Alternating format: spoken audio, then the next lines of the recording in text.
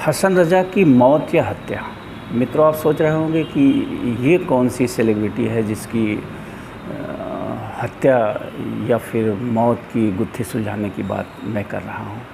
मित्रों, निश्चित रूप से हसन रज़ा कोई सेलिब्रिटी नहीं है जो कि ड्रग्स का नशा करके जो है आत्महत्या कर ले और पूरा देश उस पर चर्चा करे। देश की सुप्रीम कोर्ट जो है रात की 12 बजे जो है अदालत में बैठ के उस पर चिंतन करे, मनन करे कि आखिर क्या हुआ सेलिब्रिटी के साथ। और निश्चित रूप से हसन रज़ा कोई हीरोइन भी नहीं है कि जो दारू पी के बाथरूम के टब में गिर के मर जाए। और यहाँ की अदालतें जो है गंभीर चिंतन करें इस पर। रात हो सुबह हो, हर समय जज साहब लोग अवेलेबल हैं इसके लिए। मित्रों, हसन रज़ा एक साधारण आम भारतीय हैं, मेरे ही गांव के हैं। मैं जिस गांव का हूं, हसन रज़ा भी उसी गांव के थे।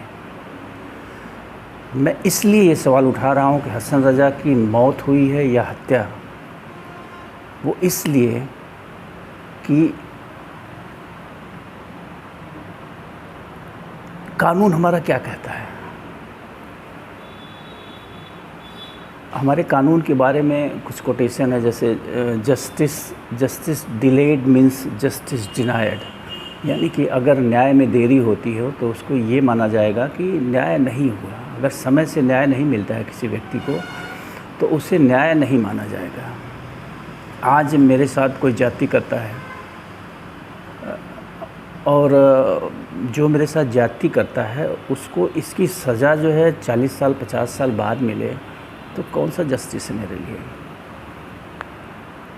और सेम टाइम ये भी कहा गया है कि भारत के संविधान के बारे में जिस ढंग से भारत की न्याय व्यवस्था चल रही है कि process is a punishment in itself, यानी भारत की न्याय प्रक्रिया में जो फंसा हुआ है, जो प्रोसेस है वही पनिशमेंट है।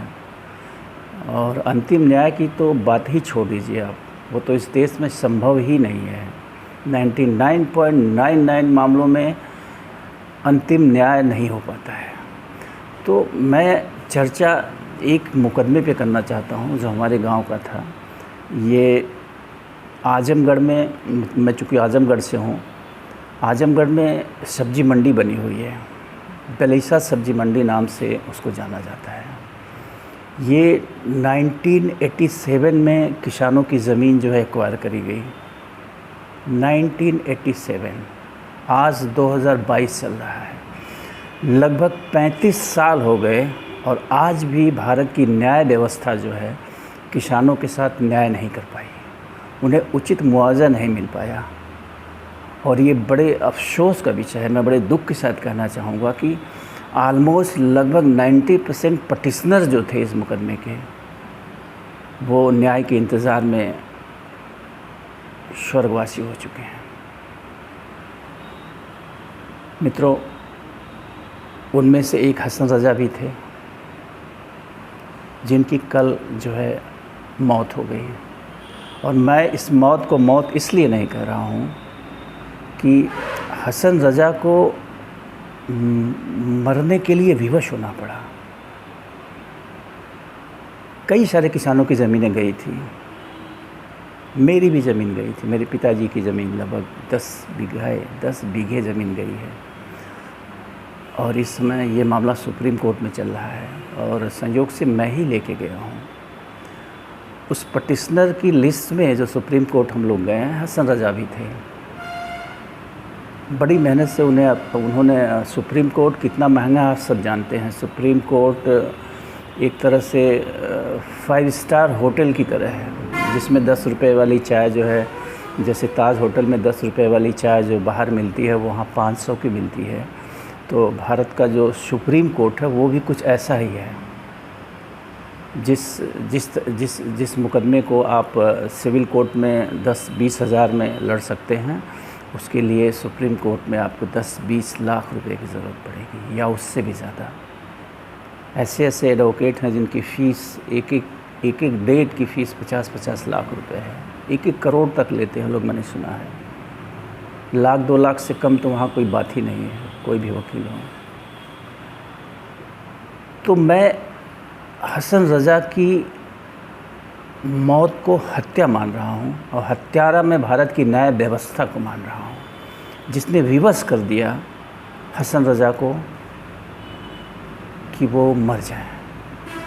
मित्रों, हसन रज़ा की पूरी ज़मीन इस सब्ज़ी मंडी में चली गई थी और वो 35 साल से लगातार आर्थिक तंगी से जूझ रहे थे। उनके पास आय का कोई दूसरा स्रोत नहीं था। मैं जानता हूँ कि उनकी मौत इस आर्थिक तंगी और गरीबी और समय से इलाज न करा पाने के कारण, उचित इलाज न करा पाने के कारण ही हुई है। तो क्या ये हत्या नहीं है? क्या इसके लिए भारत की न्याय व्यवस्था जिम्मेदार नहीं है, जो 35 साल में एक ऐसे मामले का निस्तारण नहीं कर पाई जिसमें न तो कोई बहस की आवश्यकता है, न तो किसी गवाह की आवश्यकता है, न तो किसी जिरह की आवश्यकता है। ये एक ऐसा मुकदमा है लैंड एक्विजिशन का, जिसमें सिर्फ़ और सिर्फ डॉक्यूमेंट्स देख के फैसला करना है। मैं समझता हूँ किसी सभ्य देश में जहाँ की न्याय व्यवस्था सही हो, तो इस तरह के मुकदमे महीने 2 महीने में निस्तारित हो जाने चाहिए पूरी तरह से। हो जाते हैं, अमेरिका जैसे देशों में हो जाते हैं। और किसी कारण से अगर विलम्ब होता है तो आप विश्वास करिए कि बड़े बड़े कंपनसेशन मिलते हैं। यहाँ कंपनसेशन तो दूर की बात है, हसन रज़ा को न्याय तक नहीं मिला, उनका हक तक नहीं मिल पाया और वो मरने के लिए विवश हो गए। 35 सालों में उनको उचित मुआवजा नहीं मिल सका कि वो फिर से पुनर्स्थापित हो सके। जब सरकार ज़मीनें लेती है किसानों से तो सीधा उसका फंडा है कि आपको विस्थापित करती है, तो उसका जो सरकार की मंशा, जो संविधान की मंशा है, सरकार की नहीं मंशा, जो संविधान की मंशा है, विस्थापित को कहे स्थापित करना है। उसको इतना पैसा देना है कि वो जितनी ज़मीनें उसकी गई हैं उतनी ज़मीन वो आसपास के एरिया में कहीं ख़रीद सके। इस केस में क्या हुआ, मैं खुल के ये कहना चाहूँगा, मुझे ज़रा सा झिझक नहीं है कि जो मैं जानता हूँ, उस समय मेरा बचपन था, मैं बहुत सक्रिय नहीं था इन सारी चीज़ों को लेकर, लेकिन जहाँ तक मैंने सुना और अपने बड़े लोगों से मैंने जाना कि उस समय सरकार से जो है लगभग 45-50 लाख रुपए आए थे इस पूरे मंडी का वो जो है कंपनसेशन देने के लिए। लैंड एक्विजिशन ऑफिसर, में नाम क्या उनका लूँ, लैंड एक्विजिशन ऑफिसर उनका नाम था, मैं आपको बताता हूँ कौन थे महोदय वो उस समय लैंड एक्विजिशन ऑफिसर। ये आदेश मेरे पास है, देखता हूँ। रमाकांत शुक्ला जी कोई थे जो लैंड एक्विजिशन ऑफिसर थे इस मामले के, जिनको निर्धारित करना था किसानों की ज़मीनों की कीमत। और जो मुझे जानकारी है, ये शुक्ला जी कुछ सेटिंग करना चाह रहे थे किसानों से। सेटिंग का मतलब आप लोग समझ रहे होंगे। और वो सेटिंग नहीं हो पाई। जब वो सेटिंग नहीं हो पाई तो इन महाशय ने क्या किया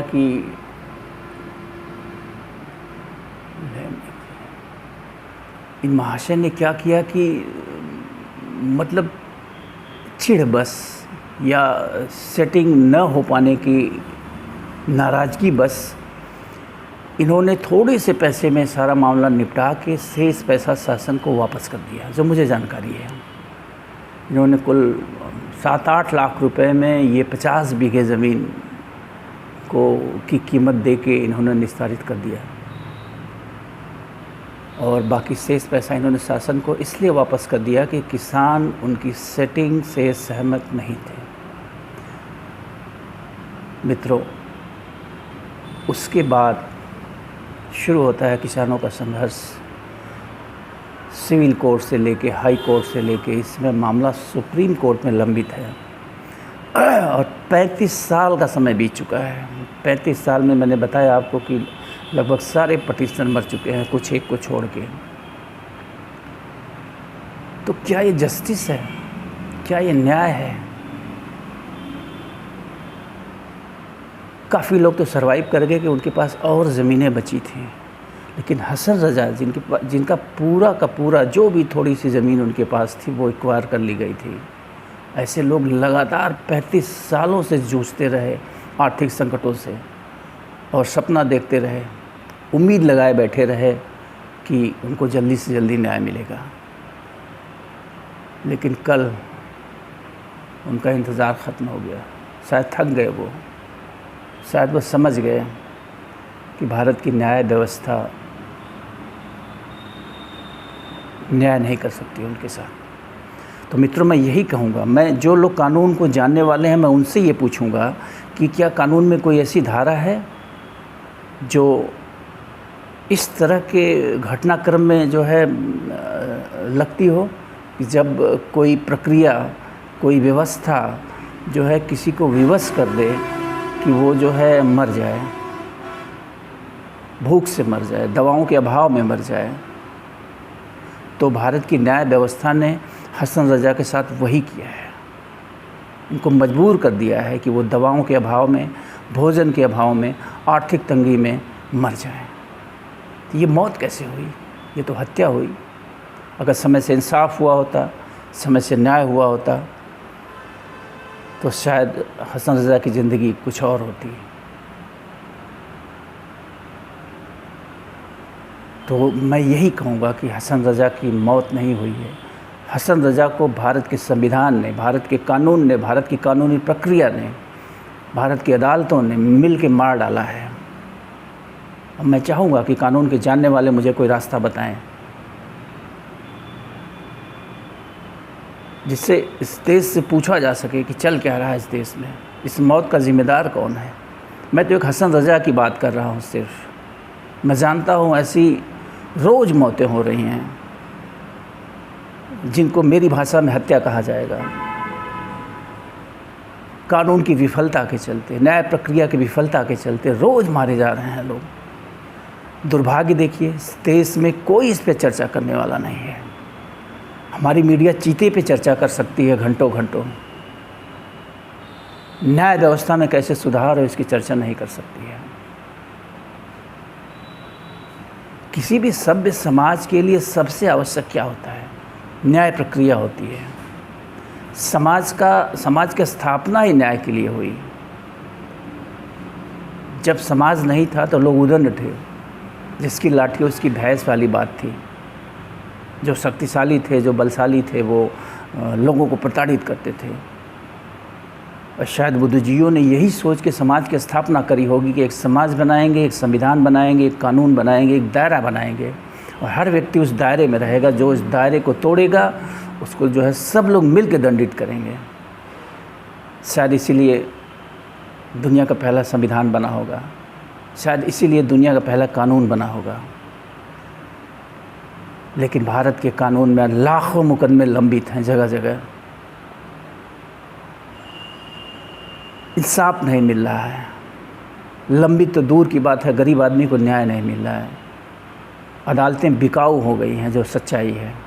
निचली अदालतें तो पूरी तरह से बिकाऊ हैं। थोड़ी सी आशा लोगों को हाई कोर्ट और सुप्रीम कोर्ट से अभी बची हुई है।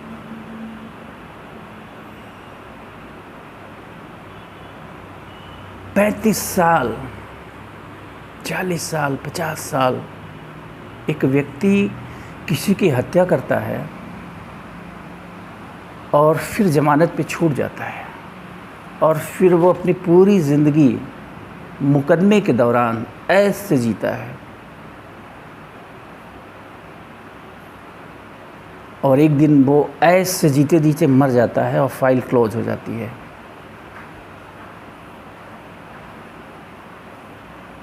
ये शर्म का विषय नहीं है। इन्हीं सारी चीज़ों के चलते ये अपराध बढ़ते भी जा रहे हैं। आज हमारे संसद में आधे से ज़्यादा अपराधी भरे पड़े हैं। अगर न्याय प्रक्रिया सही होती तो उन सबको जेल में होना चाहिए। जिनको जेल में होना चाहिए वो देश चला रहे हैं। मुख्यमंत्री, मंत्री, विधायक, सांसद बने पड़े हुए हैं। हम सब जानते हैं, जनता जानती है कि अगर न्याय प्रक्रिया सही होती, समय से न्याय करती, तो जो व्यक्ति जेल में जाने लायक है, जिसे जेल में रहना चाहिए, सलाखों के पीछे रहना चाहिए, आज वह समाज का अगुवा बना हुआ है। तो कहने का मतलब मेरा ये है कि इस देश के कानून व्यवस्था में, इस न्याय प्रक्रिया में बड़े रिफॉर्म की ज़रूरत है, बहुत बड़े रिफॉर्म की ज़रूरत है। ये पूरी तरह से ध्वस्त हो चुकी है, ये ख़राब नहीं हुई है, धीमी नहीं हुई है, ध्वस्त हो चुकी है मैं कहूँगा। अगर मेरी आवाज़ ये पहुँच रही हो उन लोगों तक जो इस प्रक्रिया से जुड़े हैं, मैं सबको दोषी मान रहा हूँ। पुलिस से स्टार्ट होता है ये क्रम। पुलिस का विवेचना अधिकारी जो होता है वो न्याय व्यवस्था की नींव की ईंट होता है। वही करप्शन करता है, वही गलत को सही और सही को गलत करता है अपने व्यक्तिगत लाभ के लिए, कभी राजनीतिक दबाव में तो कभी पैसों की लालच में। शर्म आनी चाहिए ऐसे पुलिस अधिकारियों को जो किसी निर्दोष को दोषी बनाने की कोशिश करते हैं और किसी दोषी को जो है निर्दोष साबित करते हैं सिर्फ चंद पैसों के लिए। शर्म आनी चाहिए ऐसे विवेचना अधिकारियों को, शर्म आनी चाहिए ऐसे जज को जो जानते हुए गलत निर्णय देता है। शर्म आनी चाहिए उन एडवोकेट्स को, वकीलों को जो जानते हुए गलत व्यक्ति की पैरवी करते हैं, झूठ को सही और सही को झूठ साबित करते हैं। शर्म आनी चाहिए पूरे सिस्टम को, जो एक आम आदमी, आम भारतीय को जो निचले पायदान पर उसको प्रताड़ित करता है।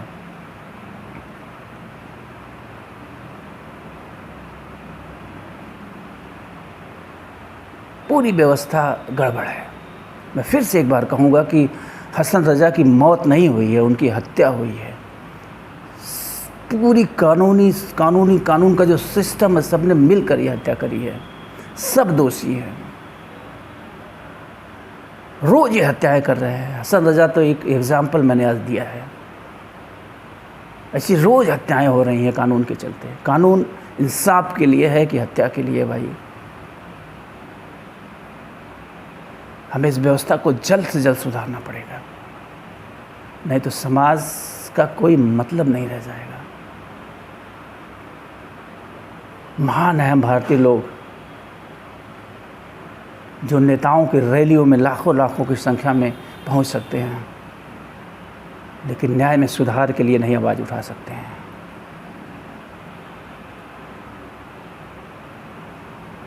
सहते जा रहे हैं।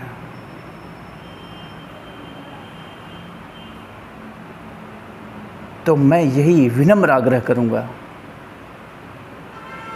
कि न्याय प्रक्रिया में बदलाव के लिए आप सब आवाज़ उठाइए।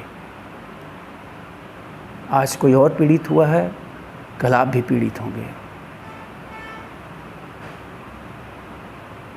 समाज में कोई घटना घटती है आपके आसपास, अगर आप जानते हैं उस घटना के बारे में सही से, जैसा कि प्रायः होता है कि पड़ोसी, आसपास के लोग सच्चाई को जान जाते हैं जल्दी ही। उसके बाद अगर आपको लगता है कि पुलिस गलत विवेचना कर रही है, गलत को सही और सही को गलत कर रही है, तो आवाज़ उठाइए, रोकिए उस पुलिस वाले को,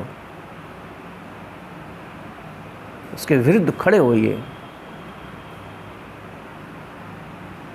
क्योंकि कानून व्यवस्था को ध्वस्त करने में सबसे बड़ा रोल पुलिस का है, विवेचना अधिकारी का है, जो विवेचना करता है किसी केस की। बिक जाता है आसानी से, न्याय की कुर्सी पर बैठकर अपने आप को बेच देता है चंद रुपयों में। ऐसे शर्मनाक बेशर्म विवेचना अधिकारियों से लड़ना पड़ेगा, हमें रोकना पड़ेगा इन्हें। और मैं जिस केस के हवाले से आज बात कर रहा हूँ, land acquisition officer, he was the first person, he was the first culprit, जिसने जो है थोड़े से पैसों की लालच में जो है किसानों के साथ नाइंसाफ़ी करी। अगर उसने उचित मुआवजा उस समय दिया होता तो आज हसन रजा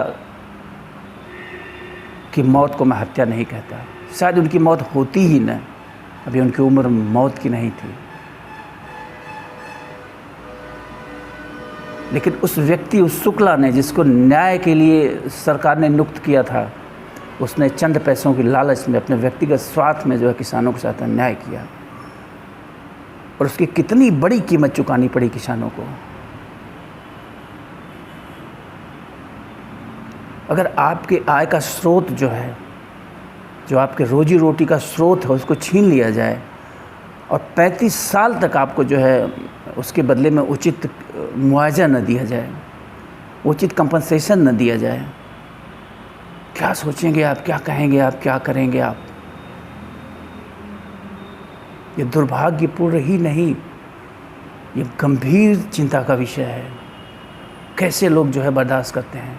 पीढ़ियाँ गुजर गई, पीढ़ियाँ गुजर जाती हैं, इस मुकदमे में ही पीढ़ियाँ गुजर गई। कहाँ 1987 और कहाँ 2022। 35 साल में एक व्यक्ति का पूरा जीवन खत्म हो जाता है। 35 साल ही उसका प्राइम एज होता है। इंतज़ार करते करते मर गए बहुतों। कुछ हैं जो मौत के कगार पे खड़े हैं। कब न्याय मिलेगा उनको?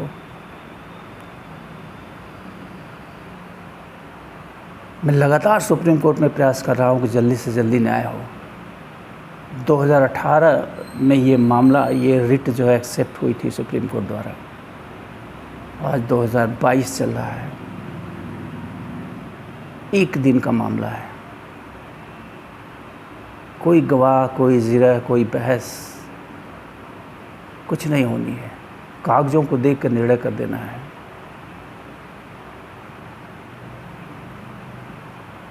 ऐसे कैसे चलेगा देश? कहने को बहुत कुछ मेरे अंदर है, बहुत कुछ कहना चाहता हूँ, लेकिन मजबूरी है, वीडियो काफ़ी लंबी हो रही है। तो आप लोग चिंतन ज़रूर करिएगा और कानून में बदलाव के लिए आवाज़ ज़रूर उठाइएगा। नहीं तो ऐसे तमाम हसन रज़ा जो है रोज़ मरते रहेंगे, प्रत्यक्ष रूप से उनकी हत्या होती रहेगी और हम सब तमाशा देखते रहेंगे। एक के बाद एक सब इसके शिकार होंगे। तो धन्यवाद आप सभी लोगों को मुझे सुनने के लिए। फिर मिलेंगे। आप चिंतन ज़रूर करिएगा कि बदलाव कैसे होगा, कहाँ से होगा। Once again thank you.